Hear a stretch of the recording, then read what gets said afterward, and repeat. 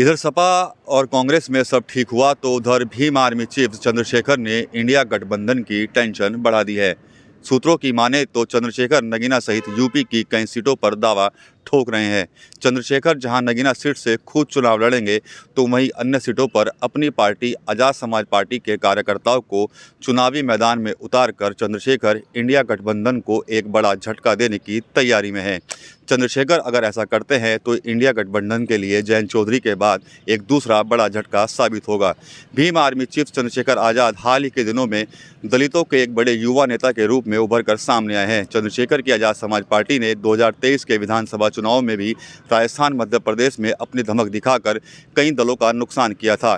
चंद्रशेखर लगातार इंडिया गठबंधन की मजबूती की बात करते आए हैं। इसके अलावा उनका जोर हमेशा इस बात को लेकर रहता था कि गठबंधन के लोग एक दूसरे का सम्मान करें, साथ ही सीटों के बंटवारे को लेकर भी आपस में समन्वय बना रहे। चंद्रशेखर अखिलेश यादव से लेकर राहुल गांधी और प्रियंका गांधी के साथ साथ जयंत चौधरी के भी अच्छे दोस्त रहे हैं।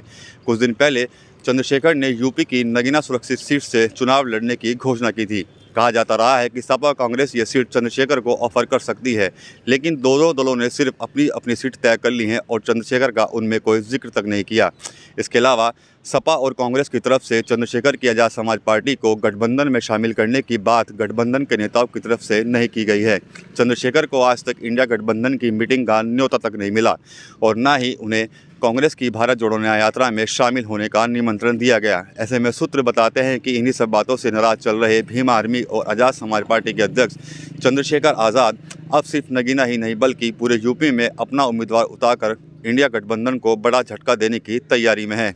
2022 के चुनाव में अखिलेश यादव से लेकर कई बड़े नेता चंद्रशेखर को अपने साथ लेकर घूमते दिखे, मगर जब टिकट बंटवारे की बात आई तो उन्हें सिर्फ एक ही टिकट दिया जा रहा था, जिसके बाद वो कहीं ना कहीं नाराज भी हुए थे, जिसका खामियाजा सपा और कांग्रेस को कई सीटों पर भुगतना पड़ा था और फायदा भाजपा को देखने को मिला था। 2024 के लोकसभा चुनाव में भी इंडिया गठबंधन को चंद्रशेखर को इग्नोर करना महंगा पड़ सकता है, क्योंकि चंद्रशेखर अगर बसपा की तर्ज पर अकेले चुनाव लड़ने का फैसला लेते हैं तो गठबंधन की कई सीटों पर चंद्रशेखर तगड़ा नुकसान दे सकते हैं। चंद्रशेखर कुछ दिनों में ही यूपी से लेकर राजस्थान में अपनी पार्टी का एक बड़ा वोट बैंक तैयार कर चुके हैं और इस बात का संदेश भी दे चुके हैं कि बिना उनके किसी की भी दाल गलने वाली नहीं है। TV9 यूपी के लिए सहारनपुर से विकास कपिल।